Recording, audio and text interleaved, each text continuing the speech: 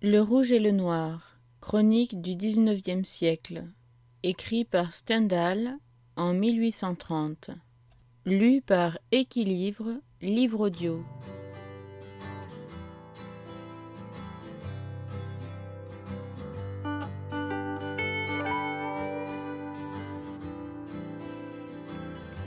Livre premier. La vérité, l'âpre vérité, Danton.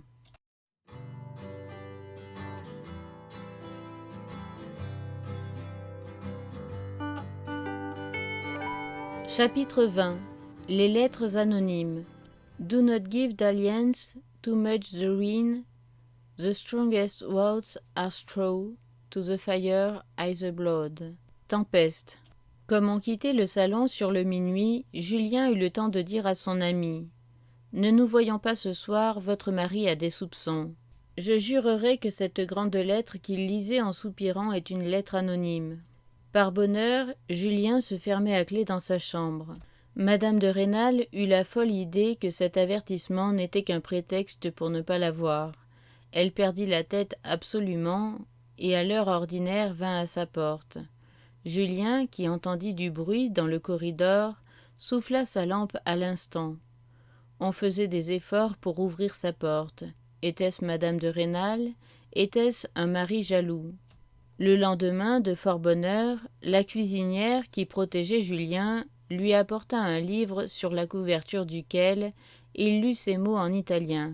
« Guardate alla pagina 130 ».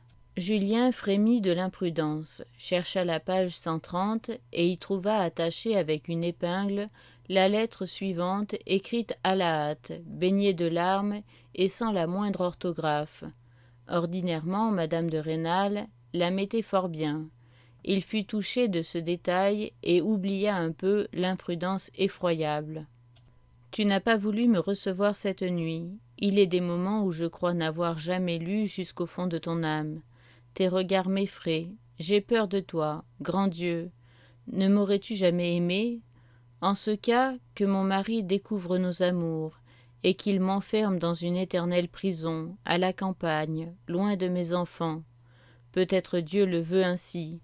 Je mourrai bientôt, mais tu seras un monstre.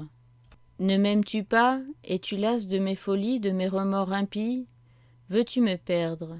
Je t'en donne un moyen facile. Va, montre cette lettre dans tout Verrières, ou plutôt montre-la au seul monsieur Valenod.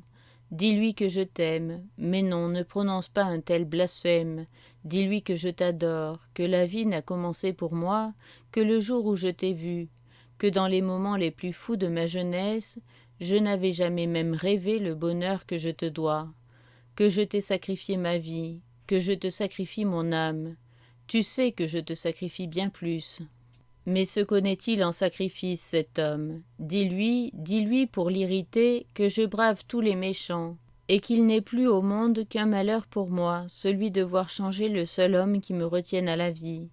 Quel bonheur pour moi de la perdre, de l'offrir en sacrifice, de ne plus craindre pour mes enfants. N'en doute pas, cher ami, s'il y a une lettre anonyme, elle vient de cet être odieux, qui pendant 6 ans m'a poursuivi de sa grosse voix, du récit de ses sauts à cheval, de sa fatuité, et de l'énumération éternelle de tous ses avantages. Y a-t-il une lettre anonyme, méchant?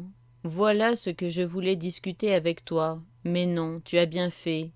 Te serrant dans mes bras, peut-être pour la dernière fois, jamais je n'aurais pu discuter froidement, comme je fais étant seul.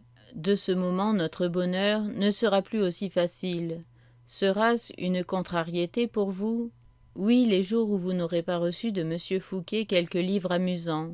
Le sacrifice est fait. Demain, qu'il y ait ou qu'il n'y ait pas de lettre anonyme, moi aussi je dirai à mon mari que j'ai reçu une lettre anonyme, et qu'il faut à l'instant te faire un pont d'or, trouver quelque prétexte honnête et sans délai te renvoyer à tes parents.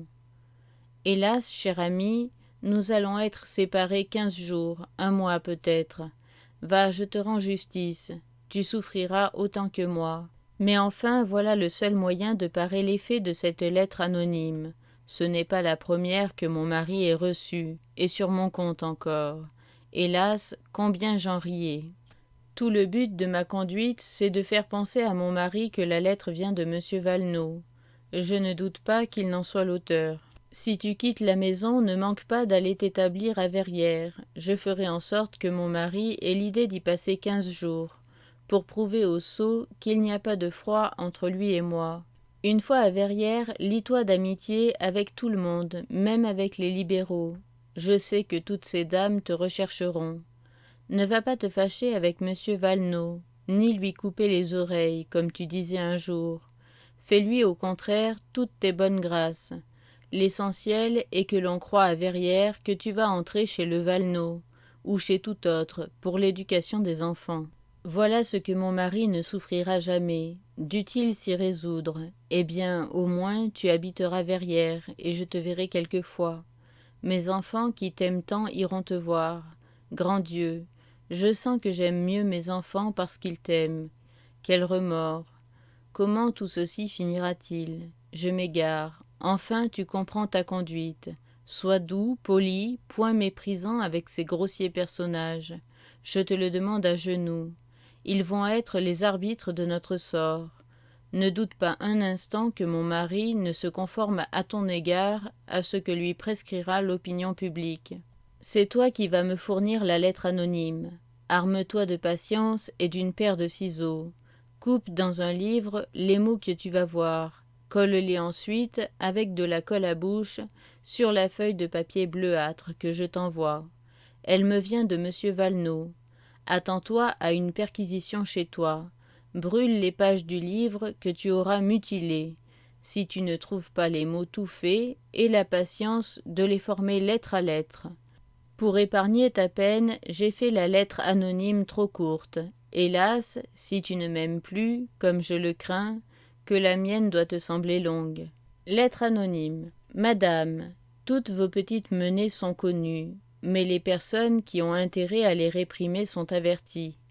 Par un reste d'amitié pour vous, je vous engage à vous détacher totalement du petit paysan. Si vous êtes assez sage pour cela, votre mari croira que l'avis qu'il a reçu le trompe, et on lui laissera son erreur. Songez que j'ai votre secret. Tremblez, malheureuse. Il faut à cette heure marcher droit devant moi. Dès que tu auras fini de coller les mots qui composent cette lettre, y as-tu reconnu les façons de parler du directeur? Sors dans la maison, je te rencontrerai. J'irai dans le village et reviendrai avec un visage troublé. Je le serai en effet beaucoup. Grand Dieu, qu'est-ce que je hasarde? Et tout cela parce que tu as cru deviner une lettre anonyme. Enfin, avec un visage renversé, je donnerai à mon mari cette lettre qu'un inconnu m'aura remise. Toi, va te promener sur le chemin des grands bois avec les enfants, et ne reviens qu'à l'heure du dîner. Du haut des rochers, tu peux voir la tour du Colombier. Si nos affaires vont bien, j'y placerai un mouchoir blanc. Dans le cas contraire, il n'y aura rien. Ton cœur ingrat ne te fera-t-il pas trouver le moyen de me dire que tu m'aimes avant de partir pour cette promenade? Quoi qu'il puisse arriver, sois sûr d'une chose, je ne survivrai pas d'un jour à notre séparation définitive. Ah, mauvaise mère, ce sont 2 mots vains que je viens d'écrire là, cher Julien. Je ne les sens pas. Je ne puis songer qu'à toi en ce moment. Je ne les ai écrits que pour ne pas être blâmé de toi. Maintenant que je me vois au moment de te perdre, à quoi bon dissimuler? Oui, que mon âme te semble atroce, mais que je ne mente pas devant l'homme que j'adore. Je n'ai déjà que trop trompé en ma vie. Va, je te pardonne si tu ne m'aimes plus. Je n'ai pas le temps de relire ma lettre. C'est peu de chose à mes yeux que de payer de la vie les jours heureux que je viens de passer dans tes bras. Tu sais qu'ils me coûteront davantage.